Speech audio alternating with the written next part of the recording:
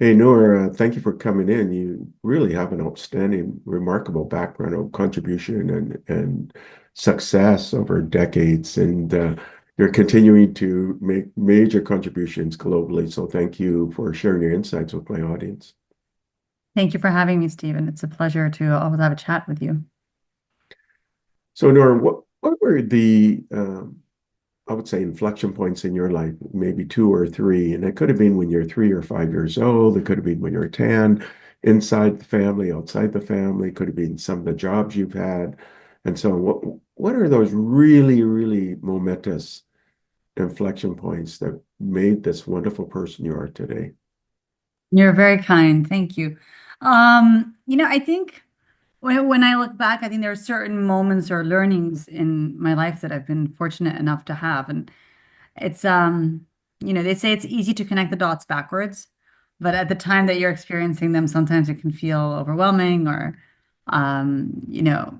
you can't understand why certain things are happening. I think for me, when I was in college and I really wanted to pursue one thing and I ended up pursuing another, um, it kind of made me take a step back and say, okay, well, what am I supposed to learn here? I had always wanted to study law. I wasn't very good at law. So that was one thing where I said, okay, maybe I need to reconsider this.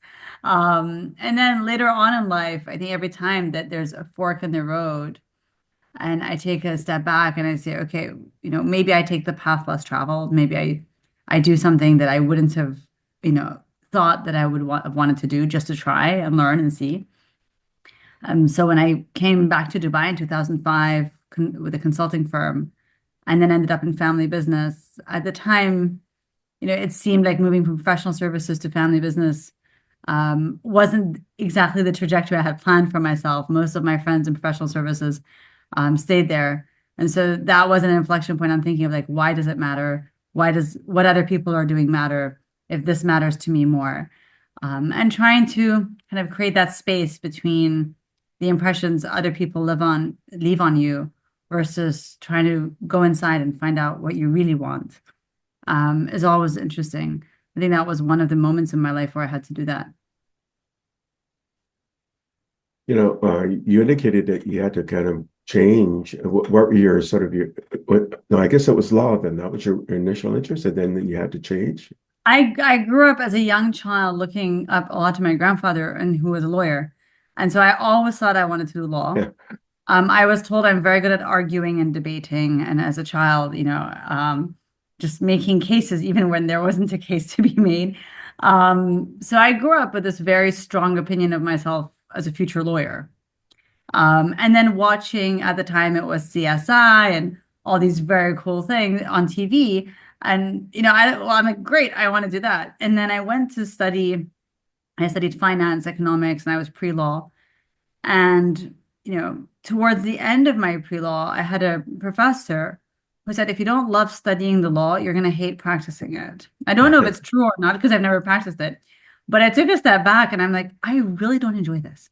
When we would have to read a 40 or 50 page case, by page 20, I wanted to flip to the end and just like, well, what happens? Like, can someone fill in the So I'm not a very detail oriented person, and in general in life, and really don't I get bored quite easily. So that to me felt excruciatingly painful to have to read these pages that I was like, well, I know what the ending is. I can guess what the ending is, like when you're watching a movie and you can guess what the ending is, you know where the plot's going. So I had to change, thoughts on who I would be when I grew up, halfway through college, which isn't easy to do because you attach yourself to an identity, a future version of yourself when you're young. Um, and so then I did what everyone who doesn't know what they want to do typically does, which is I went into consulting, to figure out what I wanted to do. 2 years after starting my consulting career, I still didn't know what I wanted to do, so I did my MBA, which is also what people do when they don't know what they want to do. So I discovered that there's actually a path for people that don't know what they want to do to try different things and discover. And then ultimately landed back in consulting and in the family business. But your educational background is quite remarkable. Yeah, I mean, you got a bachelor's degree in finance and economics from Boston College, and it's like one of the top schools in the world. And then you got an MBA from MIT Sloan, again, one of the top schools in the world today. So it sounds like education or that kind of enriched environment was part of your childhood. I think my parents really focused on academics. And one of the blessings I had as a child was there wasn't a gender disparity between what was expected of me and my brother, for example. And we were all expected to excel academically. There was no reason not to. And it was one of these things where my mom would always say, where there's a will, there's a way. Yeah. So if you want to excel, you can. There's no reason not to. And that really drove all of us, all four of us, we're four siblings, um, to academia from a young age to say, okay, we're going to go to university and study. And my parents did not go to university in the US. So for them, this was one of the biggest things that they could provide for their children was really this education that would at least be a backstop in life where if things were difficult, you could theoretically rely on a college degree to get a job. But then you go into consulting, and how useful was your educational background in the consulting work? Or is it, because I always find sometimes when I talk to people that, there's useful things, but a lot of it, it's really learning on the job. Or did you find your background was really, really helpful? Well, it's funny you ask. What my first day training with Accenture, which is where I ended up after undergrad. So I went into strategy consulting and Accenture's biopharma team. And there's a very large cohort of analysts, and they train us for a while before they send us into these projects. And the very, very first lecture started with, okay, so for those of you that have studied finance or economics, this is going to be the hardest because we're going to have to unteach you before we teach you. Right? And for everybody else who has studied like history, biology, something unrelated to business, this is a first time learning. And so I thought it was interesting how if you've learned something, you have to unlearn it before you can learn a different way of doing things. So I think that colleges and university is very important because it teaches you to study, you make great friends, you learn from different professors, you learn about life, you explore yourself, you explore different things. You go deep in subjects, which is wonderful. And you learn self-motivation because a lot of the work you have to do yourself. And then in the workforce, it's the same thing. It's self-motivation. It's learning how to learn. It's how quickly can I learn and then apply it. It's also working in teams. So you learn a lot of the basic skills that are translatable into the workforce, but I wouldn't say you learn the content that you need to use thereafter. And then how did that content differ? And Accenture is probably the largest consulting firm, right? So how did that content differ from your academic studies? Well, in consulting generally or on projects where you're trying to solve one problem, right? Or identify the crux of a problem, right? And so it's a 3-month project, sometimes 4 months, right? Where you come in and the question is, how do I solve for this? Or how do I identify the opportunity? Or how do I think? Whereas I think when you're learning in university or in college, it's much more many small problems. You're learning skill sets that are applicable across, but it's not the thought journey around if I want to solve a problem 3 months from now, what are the 5 things I need to tackle, right? And so there's a little bit more of strategic thinking in consulting, whereas there's much more of doing in learning. So your big takeaways, what would you say were your 3 big takeaways from your consulting work? Um, I think when consulting, it's always interesting to try to view the problem from the other person's perspective. So rather than I'm just solving a problem for a client, it's always good to take a step back and say, okay, well, how does the market perceive this problem? Or is this a problem worth solving? So helping someone sometimes take a step back, even in life in general, and come to a higher level. So rather than what is the problem I'm solving, is the problem worth solving? What's the opportunity cost of solving this problem? And trying to take a much more neutral, agnostic approach to every question is always interesting. And I think in consulting, you get a chance to do that. Whereas when you're running a company, you're so far into the forest and you're just going, going, going, and you rarely have the time to come for air and say, wait, maybe I should be solving a different problem. You're just trying to solve one problem after the next. So I think in consulting, taking that step back and reviewing the market, the purpose, the reason, the vision, and being able to identify, is this worth it? Is probably the key learning that I now take with me. And it's, like Sinek says in his book, is start with why. So go back to, why are we solving this problem? Does this help us or achieve our core purpose? And that's always an interesting exercise to do, because sometimes people say, actually, this problem is not worth solving, or I'm solving the wrong problem. I think the other thing in consulting is it's about adaptability. So every project is a different team. And so really by the time you know people really well, you've moved on to the next project, and with a different team. And you're always getting to know new people. And so being able to read people quickly and to understand team dynamics and to create positive dynamics in different teams is a core skill set that you learn after many, many projects. And then how you show up in that. So showing up with your best self every day is, again, in consulting necessary, because either you're with a client or you're with your new team. It's hard in consulting to have an off day. And so learning to manage my energy every day in and day out was a core part of the skills that I picked up consulting. So why were you pulled back into the family business? I was asked to help for a few weeks. That turned into 8 years. It was absolutely wonderful. So I actually, in hindsight, I think my father is a very clever man, because if he had said, why don't you come work with me for 8 years, I may very well have said no. And by saying, let's do this for a few weeks in between your consulting project, it gives a chance to see, like, are we vibing, or is this very difficult for us both? And obviously personal relationships and family relationships are much more important than any business relationships. So it's important to keep those first and foremost. But after a few weeks of working together, we discovered there was actually so much to do and so much to be done, and how much we enjoyed working together. So that turned into an 8-year journey. And during that 8-year journey, how did your role expand, and how were you able to help that family business?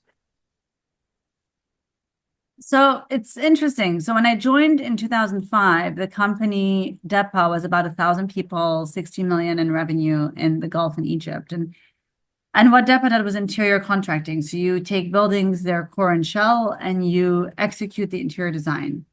And we were doing that for hotels and infrastructure across the region. A few years later, we were at 600 million, 9,500 people, 22 markets, with Singapore being a key market, India being a key market. And we IPO'd in April 2008. So I ran that listing with Morgan Stanley and UBS as the book runners. We listed on the LSE as a GDR and the NASDAQ Dubai. It was the world's largest interior company on most metrics, or every metric. So my role, I mean, no one came in and said, please come in and grow and run an IPO, right? My first role was, MD of strategy. So how do we grow? How do we get better payment terms? They don't really exist in some markets, so we had to look at other markets. What's the future of the company, and so on. I never saw myself as CEO. I believe that a CEO should understand how the money is made. And I could never walk onto a project site and tell you what's going wrong or right. I could never look at a tender or a bid and tell you if we would make or lose money. So that had always been my perspective.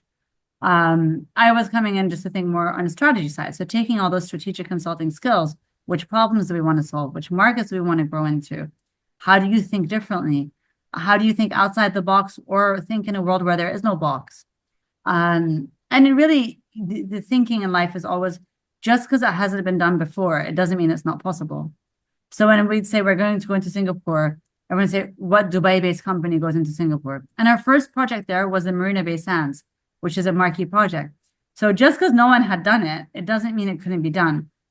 And I think being young and having a little bit of naivety actually really helped, because it meant that I could take risks, and people could chalk it up to just me being young and and not knowing. rather than someone who has a 20 or 30-year history behind them that's much more accountable to the outcomes of bad decisions, because they should know better. So I think when you're young, you can take more risks, and you do take more risks. And so because I was young at the time, I said, let's do Singapore, let's do India, let's do the Baku Twin Towers in Azerbaijan, and let's just go. And then ultimately I said, let's IPO. And people said, okay, but how, why is that even possible? We'll figure it out. We got great book runners. We managed to list. April 2008 was in the nick of time because 2 months later we had the global financial crisis. And we were just very lucky and fortunate that we had raised over $400 million in cash that was on our balance sheet. And we were able to survive that, whereas so many of our competitors or counterparts were not able to survive that. And so our perspective was we used that capital to consolidate the industry even further. A lot of family businesses that were struggling, we consolidated and we grew. And that was really just luck, timing, good fortune, on the timing. But if I look back, I say so many people had said, you can't do it. It's not possible. Bad timing. In advance, they say, wait another year because next year is going to be even better. Whereas ultimately, we didn't time the top of the market, but we made it out at the top of the market. And just in the nick of time, if we had waited one more year, that would have never happened. The markets had tanked and I don't know what would have happened to the company. So my role evolved from just coming in and helping on strategy, some growth. I helped institutionalize the business, processes, policies, procedures, because it had grown very organically. And at some point, those things need to be in place if you want to scale, all the way to running the listing, running compliance, and then doing a lot of the M&A and making sure that we were able to scale and stand as a public company. And the company stayed public till early 2024. So it stayed public over 10 years after we left as a family in 2013, which is great for public companies, especially from the region.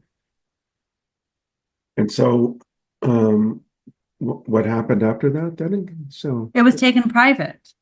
Oh, so it was taken private by the PIF. And what was that experience like? I wasn't there. So we left in 2013. My father retired. I decided that 8 years in contracting was 7 years too many. And that there were other pastures in life I wanted to explore. So that was really the journey in the family business and helping build that and kind of fortunate enough to have worked with my father and to have had it be such a success story.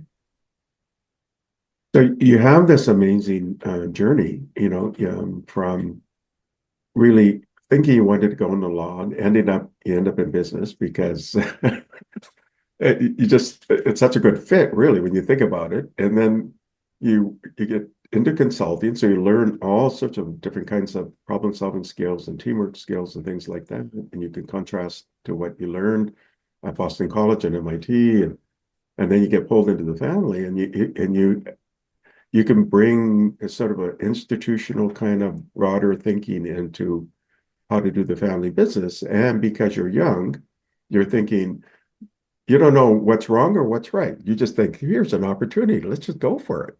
And you go for it. Which is wonderful. I think that is the joy of being young, right? Is you don't know what can go wrong because you haven't lived it.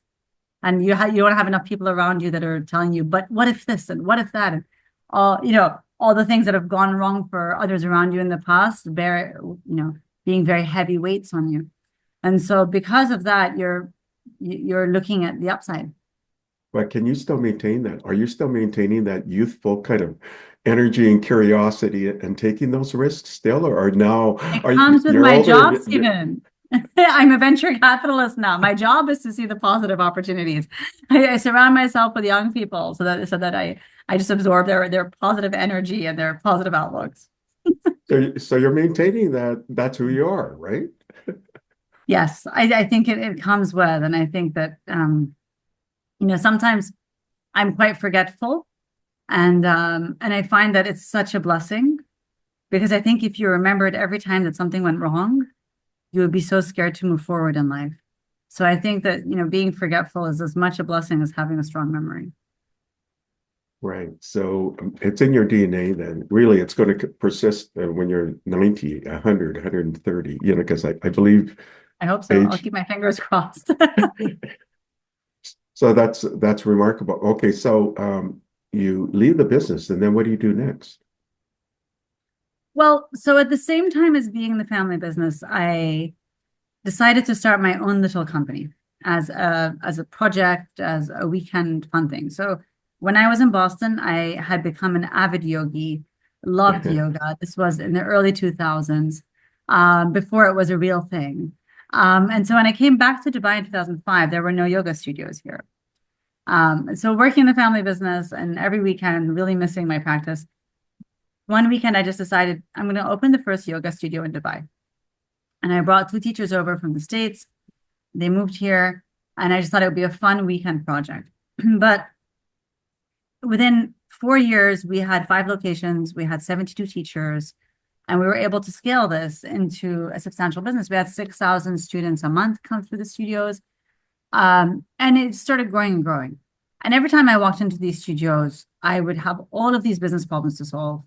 I could rarely find the time to practice yoga because the studios were causing me increased stress. They weren't, letting me practice yoga and reduce stress. So they really hit a point where they were defeating the purpose. And so I was approached by a private equity firm to sell the studios, and I did.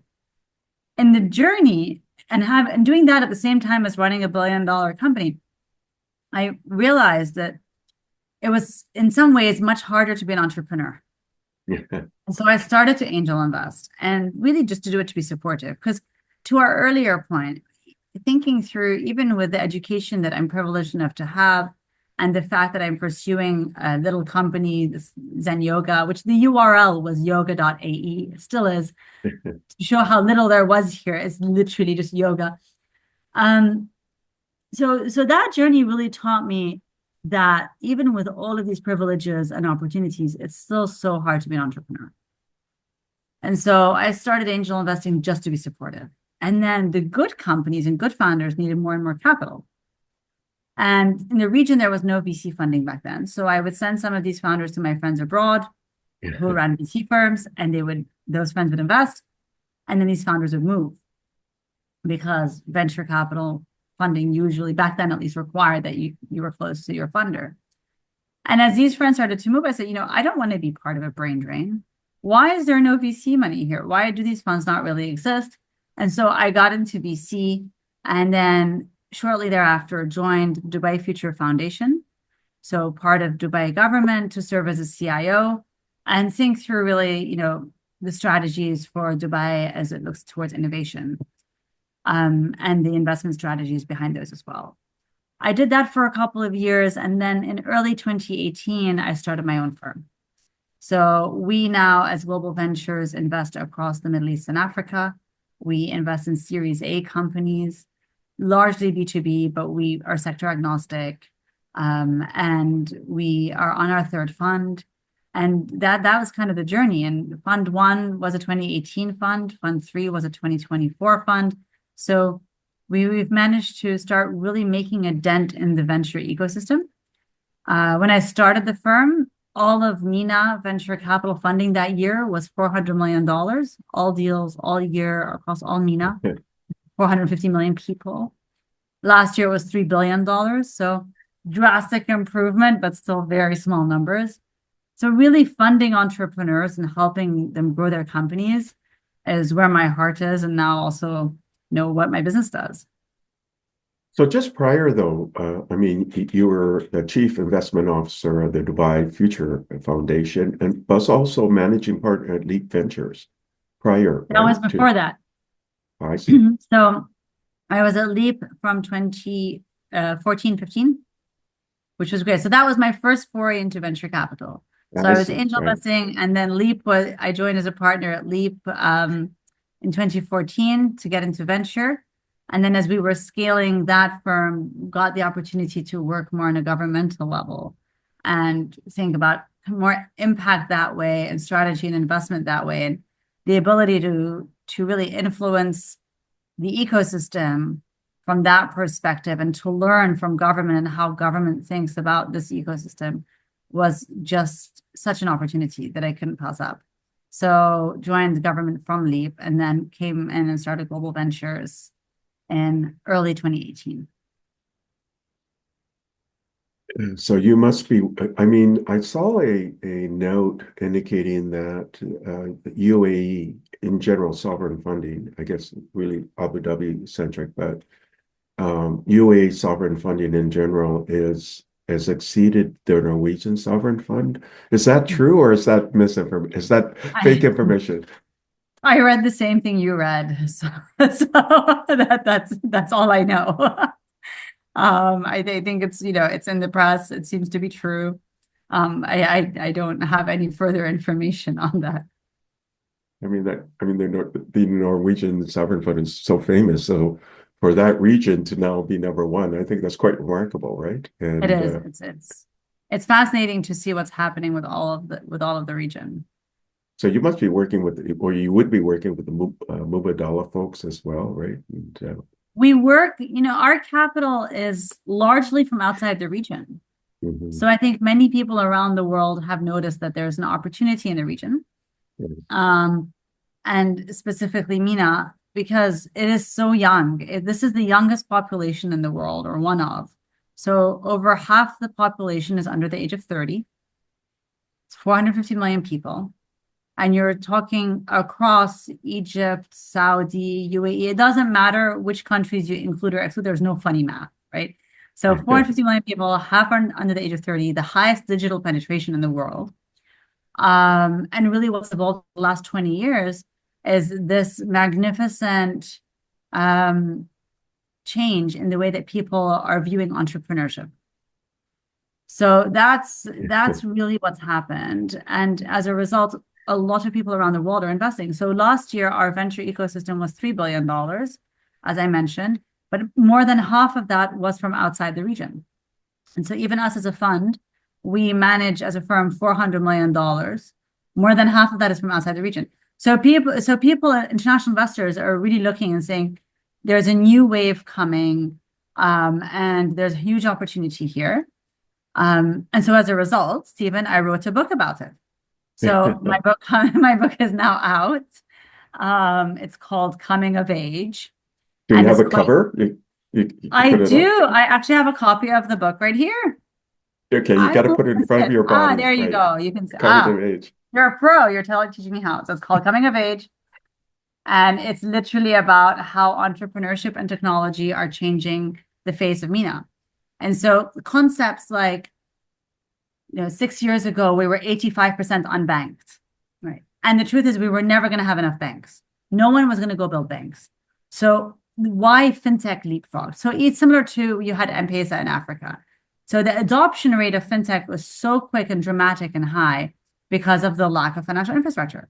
In healthcare, we have one doctor per 1,000 people. For comparison, Europe has 4, so does the US, or north of. The truth is we'll never have enough doctors. We'll never have enough hospital beds or hospitals or clinics. So how can you use technology to overcome that? The same goes with agriculture. We import 85% of our food. We're not going to go back to farming the old way. We're going to go straight into how do you produce food using new technologies and the best in the world technologies. So this leapfrogging, because of this rising demographic, and this is the youngest demographic, has enabled us to not just adopt technology, but also innovate and then out-innovate even further, because it's not like these founders are trying to think outside the box. They have no box. They have no legacy incumbent saying, this is the way we've always done it. There simply is no way we've always done it. They don't have a regulator saying, wait, you're going to destroy jobs. There are no jobs to be destroyed. This is all brand new industry. That's an opportunity. So ultimately, I ended up writing this book, which talks about what it means to be in MENA, what it means to be Arab in this day and age, in this part of the world, building economies, and then the different sectors from fintech to health tech. It's 35 founder stories, and their personal journeys. Yeah, it was a lot of fun to write, actually. And a lot of these founders are my friends. So it's, the interviews and the personal journeys. Some of them used to be professional basketball players that left to start companies worth billions now. And it gives an insight into what the future looks like too.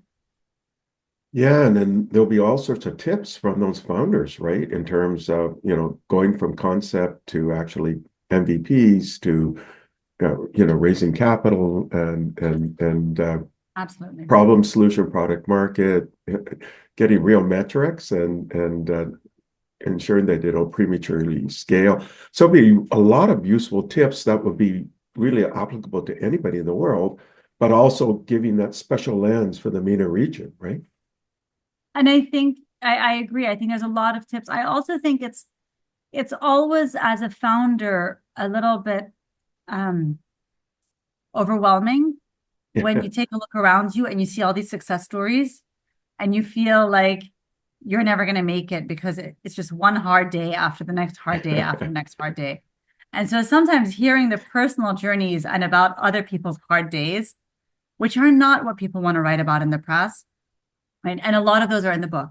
So it is very much what was every founder I've ever met, if I told him, what was the day that you woke up and you said, today is going to be the last day that this company is going to exist? Because there was definitely an unsurmountable challenge.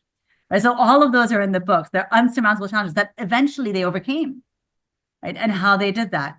And for me, sharing those stories is very inspirational to founders on their journeys because you only see the success afterwards. You see, it takes 10 years to create an overnight success. And people genuinely think that until they've read about other people's journeys. So do you follow people like Steve Blank and, or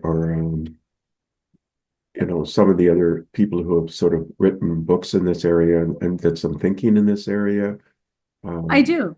I mean, there are some. I have, my favorites and then, others. I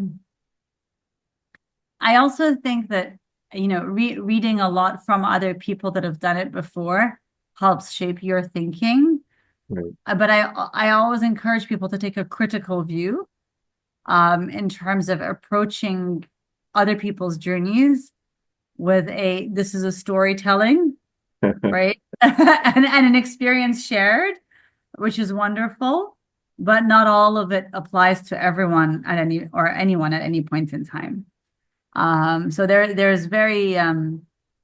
it's very important for people just to think about how they want to do things and what their knowing tells them, rather than just, well, I read that it got done this way, so I'm going to copy, right? Just because you read it got done one way, that's supposed to inform your thinking, not just doing. Yeah, I mean, it really reflects your journey, Noor. You go into your family business and you're kind of breaking all of these different china, right? Because you don't know. You say, let's do this, let's go here, let's right. And then you create Zen yoga, and it's the same thing. It's the first thing out. And so you're not constrained by reading other people's point of view. So there's a lot of benefit to saying, you know what, just do it and understand, right? And be curious and learn as you go, right? And I It's guess easy as you Angie, get older, though. It's easy as you get older to feel like you've built a reputation, and so why put it at risk? When you're younger, you haven't built anything yet, so you're not risking much. So the more you build and the more success you have as you go through your journey, the more you have to lose if you screw up. And so the more fear you have. And for me, one of the questions I like to ask myself when I'm making difficult decisions is, am I behaving from a place of fear or a place of hope? And sometimes I catch myself behaving or taking decisions from a place of fear. And I always feel that fear-based decision making is not going to move me forward. And it's usually, I accept that, I acknowledge the risks, but decisions to move forward must be taken from a place of hope. I mean, you have to be abundant to create abundance. You have to believe in hope to create positive momentum, or you have to be hopeful to create positive momentum. If you're fearful, you create negative momentum. And so decision making always needs to be reconsidered with that lens when it comes to difficult moments for me. there's a lot of entrepreneurs out there, and then there's this sort of Gen Z, maybe now going to alpha and beta generation about work-life balance. But if you look at some of the noteworthy entrepreneurs over the centuries and even to this day, they don't have work-life balance. So what are your thoughts on that? Oh, wow. So I like the term work-life integration. That's more realistic, right? Right? And balance, it's like, and I almost feel like the term balance, I mean, even if you take a look at it from a business perspective, the term balance is most often used on balance sheets. And balance sheet, it captures a moment in time. Mhm. And I do not believe that things are ever going to be permanent for a moment in time, and you extend that into many moments in time. No, every moment in time has a different balance sheet or a different balance. So one week I'm heavily into my work, the next week I'm heavily into my kids, right? Does that matter at the end of the day, as long as there's good integration of both, right? Right. And I feel like we hold ourselves accountable on a daily basis, but life gets lived on moment by moment and presence in each moment. And if I want to hold myself accountable, I hold myself accountable monthly. As you know, every month, I want to take a look back at January and say, I spent enough time in this and that. I've managed to integrate. My kids know a lot about my work. My work knows a lot about my kids. Um, it's wonderful, right? But that integration enables me to feel whole rather than the balance, which also feels like a balancing act and it's one versus the other. No, bring them together and really holistically approach that. And then like I said, I will struggle a lot if I try to hold myself accountable daily or weekly to having spent enough present moments with the different priorities I have. But on a monthly basis, I can often look back and say, okay, I actually have my fill and everyone has their fill and what they need from me. Do you belong to any of these global communities? I'm just thinking like Vistage, or there's YPO, Young Presidents Organization. There's Tiger 21. There's just various organizations out there where they sort of commune and share, where they have things of common interest. And then YPO, Rob Fellows is one of the founders of the Deal Network about 15 years ago. So within this community, they created a safe environment where you can be a little bit more transactional, right? And then in November of last year, they held this first YPO Global Business Summit, and there was 1,200 YPOers there, and they did 26 billion in transactions, which is quite remarkable for a non-transactional organization. Are you part of that organization? Clearly, you would have friends in that organization, but it sounds like you would be such a perfect fit for that organization. I am. I'm not very involved, unfortunately. Again, back to prioritizing. But yes, I think YPO has a lot of really good educational seminars. And it's a great place to meet like-minded people and kind of share and learn from other people's journeys. So I don't know Rob personally, but yeah, I heard about this thing they had in Dubai. Unfortunately, I wasn't in town, so I couldn't attend it. But I heard it was wonderful. Yeah, and there's another one coming up, right? So I think it's quite. The reason I mentioned this, and it's public, because I interviewed Rob for 2.5 hours Oh, wow. about a week ago, or a couple of weeks ago, or something like that. So, and he was sharing his journey. So that's interesting. Excuse me. Especially with YPO, because they need more women as well, right? Women founders. And I do think, yes, I do think that it's underrepresented in terms of females. I guess the other thing too is, you've got this great educational background, which is business related, and it's like tier one. You're like a tier one special ops operator, right?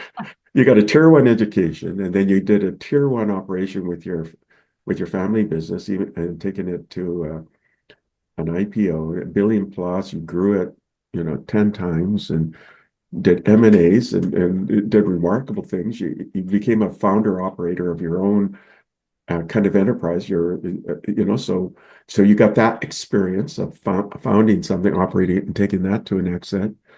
And then you're an angel investor. So you got experience on that side, and then going into kind of more institutionalized with managing part Elite Ventures, and then you got into, again, more of an institutional government sort of view as chief investment officer for the Dubai Future Foundation.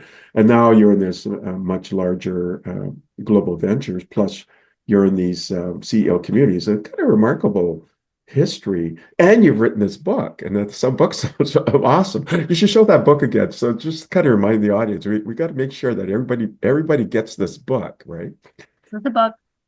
I think it's the first book written really on the region, from the region. So Yeah, it's they should invite you to TED next year in Vancouver so you can do a yes, we should. Let's do get the that. word And out, right? I'll give everybody a book. So where do you go from here? Hmm. I don't know. I'm really curious to find out. Right now I'm running the firm. We're closing our third fund. We're investing in great companies. We'll likely have one IPO this year, one more IPO out of the portfolio the subsequent year. Some great companies. We've had 6 exits. We just had a fantastic exit last month out of Nigeria because we do some sub-Saharan Africa. So really just supporting these founders to make their visions and dreams come true. And then at the same time, putting the region on the map in terms of entrepreneurship and technology and what's happening here. And then after this, I really don't know. I think I'll do this for as long as I can look into the future. And beyond that, I don't have a crystal ball. Yeah, I mean, are you thinking of sort of I wouldn't call it upskilling, but kind of changing a little bit to the private equity sort of lens, which is different than the kind of the venture capital lens. It's all private equity, right? One's It's earlier all and one's private later. equity, yes. Venture Yeah. capital is just earlier and usually technology. Um, I do think there's a gap in the market right now for Series B funding. Mhm. So, now sitting in early 2025, we have several funds in the region that can write tickets of up to $5 or $10 million, many that can write north of 50. But when founders go to raise that $20 million Series B round, they struggle. It's very much like Europe 10 years ago. And so some of the funds need to come in and solve for that. So I wouldn't call it private equity, but even as we stand now, a quarter of our portfolio is EBITDA positive. So because of the lack of capital in the regional venture ecosystem, many of the founders are capital efficient. So it feels a bit more like private equity in the sense that the companies have profits, they have a team. By the time we invest, they are young, very young companies. They're not startups anymore. So as we take a look, I do see the Series B gap. Growth funding is probably something that we'll address very shortly and see if we can raise, an early growth fund. So more Series B fund than an American style pre-IPO growth fund. So this will be more of a later A, early B, going into C when founders need those rounds of 20 to $30 million. How do they get them? There's no one in the market. And it makes sense to support them and be their strategic capital partner throughout their journey. Now, do you work with Kauffman Fellows, or are you a Kauffman Fellow? Or are you I interested am a in that? Kauffman Fellow. It's a So, great network. I mean, those venture capitalists that I've met there are just fantastic. So many years of experience in one room, so much sharing. I mean, it's really, really positive to learn from all of these colleagues, now I call them, around the world. so were you there in Toronto, or in Ontario here in Canada? Canada hosted a gathering, a global gathering of Kauffman Fellows. Yes, You they didn't. did. I didn't make it. I didn't make it. This goes back to the life integration, the work life integration. So it's I'm a mom of 3 boys, and it's often which trips I make, and which ones I don't. So maybe you can share with the audience because many of them don't know who or what Kauffman Fellows are. So maybe you can sort of describe what is a Kauffman Fellow, why do people become Kauffman Fellows, what kind of sharing occurs within Kauffman Fellows. I mean, why does it exist? What's the benefits? It's a 2-year How do you become one? program. How do you become one? You can apply online. It's a 2-year program with 60 fellows in the class, and we meet every quarter. And it's a journey of venture capital. So there are many journeys of entrepreneurship. This is mainly venture capital founders, and larger VC firms send partners to participate. And the goal is really to meet other fellows around the world. So either we can do deals together across border, we can learn from each other's experiences, we can share, I know, fundraising scars. So all of it, it's really a community of venture capitalists that's international, and that look to each other for learning, inspiration, and friendship. And it's a refined list, though. I mean, it's what, 1% of the VCs out there that can sort of I think qualify? so. I think so. I haven't checked the last numbers. I was a fellow several years ago. And I think But it's there's, great. And it's a great accolade as well, because you've shared similar journeys through Kauffman. And so you have a really good bonding. sounds like a YPO program in a way, right? It is similar in that it's really about creating friendships and leaning on people when you need support and finding that support. And people in the audience won't know what YPO is. What's a YPO? You're in a better place to share than I am what YPO is, a Young Presidents Organization. And again, it's a network around the world. How many are there now? 100,000 or 36,000. 36,000? 36,000 members. But Um, if you include YNGers and spouse partners, then it's about 85,000, I think. wow. So that's a network for young professionals and young presidents organizations. So young people that lead their organizations. And sometimes as you go up that corporate ladder, or as you build your own company, it's nice to have thought partners and friends that don't have a vested interest in what you're doing, to kind of share your problems with and to give advice. Yeah, and then you have your intimate forum, but they're like family, right? So, And then your forum, which meets, every month, which is like family, and it's lovely because there's a structure to the conversation. Noor, we're down to our last few minutes of our interview, and it's really been delightful. I mean, you have such a positive aura and insight that you bring to our conversation. So I'm having a lot of fun, having this kind of freeform discussion with you. Bec are there maybe 5 points you can give to the audience? Because there's always these budding entrepreneurs, they may not realize, what are the kind of the attributes, maybe the top 3 or 4 or 5, whatever you want to give for attributes for success as an entrepreneur, and then success in fundraising, and then success when they ultimately exit. What are those things, divided into 3 parts, right? So early in the journey, later when you're fundraising, and later when you're exiting. What were those kind of magic sort of items that people should be aware of? I think the first is know the problem you're solving better than anybody else. So really, really know all the details about the problem you're solving. And I think many entrepreneurs get very attached to the product they're building, not the problem they're solving. So there are two different things. So it's the problem you're solving that matters, not the product you're building. And the second is listen to market feedback as you're building. So continue to iterate and listen to market feedback repeatedly. It's hard to listen if you're talking. So my advice is stop talking, right? And really start listening. And I think that goes with a curiosity mindset, right? And it's hard to be so hung up on a problem you're solving and maintain a curiosity mindset to the market, because you're sure that the problem exists, but it's about juggling the two and balancing the two and making sure the two find a way to coexist. And then as you grow your company, I think don't be afraid to surround yourself with people that are smarter than you. It's the best gift you can give yourself. And I think that people sometimes struggle with that. And the founders that do incredibly well are the ones that know exactly what their weaknesses are and find the best people to come and fill those gaps and kind of learn from them. Again, curiosity mindset. And then as you're looking to exit, remember that companies are bought, not sold. So if there is an opportunity and someone does come knocking on the door to buy the company and finds a strategic fit, that's a gift. because you don't wake up one day and say, I want to sell my company, and there's a list of people. That's very, very rare.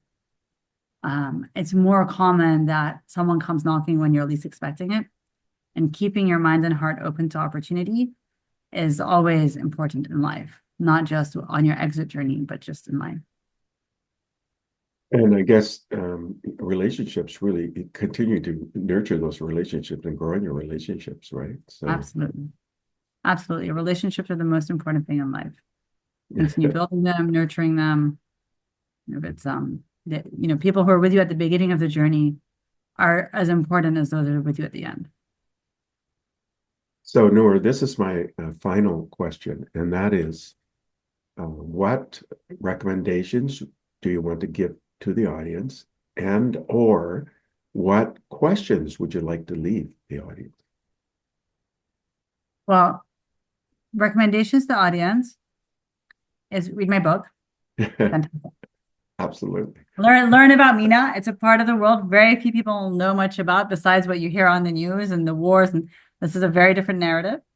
And then what was the second question? Are there any questions you want to leave the audience? Questions that they have to contemplate and think about? Well, I would, given the timing, this is January now that we're talking, Stephen, it's, what is it that you would like to look back at the end of the year or a year from now, if it's not January anymore when you're listening, and say, I've learned this, or I've worked on this about myself, within myself. So taking the time to reflect on which part of your personal journey you want to learn, develop, reflect on, is as important, because the professional growth and personal growth are so intertwined. And it's hard to grow professionally if you're not growing personally. And so the question I would ask people to pose themselves is, which part of me do I want to work on? So those are great questions and great recommendations, and you gave a series of outstanding recommendations throughout the discussion for an hour. So we did roughly an hour, and I really enjoyed your inflection points in your life, from not law but into business, and then going to these marvelous schools, getting to this consulting with Accenture, and this is on the biotech strategy. So you learned kind of thinking within teamwork within that, and then you get an invitation to go into your family for a few weeks, ends up in 8 years, where you do 4 cross-border acquisitions, you grow it 10 times, it's $1 billion plus, and you do a great exit, then you do angel investing, and then you get into Leap Ventures, where it's a little bit more institutionalized. You get sort of the government perspective with the Dubai Future Foundation, and now the managing partner of Global Ventures, which is a 400 million, I believe, set under management, and you address some of the issues and challenges for entrepreneurs, and then some of the things in terms of success. And you've had it and are continuing to have a remarkable career. And by the way, I should also mention you are also a founder and an operator of Zen Yoga, which you exited to private equity. So you've done it all. You've got all of these different things, and a lot of firsts, because you're always curious and you're always willing to try, and you're keeping that enthusiasm as you continue through your life's journey, but it's probably in your DNA. You're born with this kind of eagerness to try things and see what happens, and your life is probably full of firsts, it's like endless firsts, but it will continue to be endless firsts. So thank you for coming in. I really enjoyed our Sure. conversation. Thank you for having me.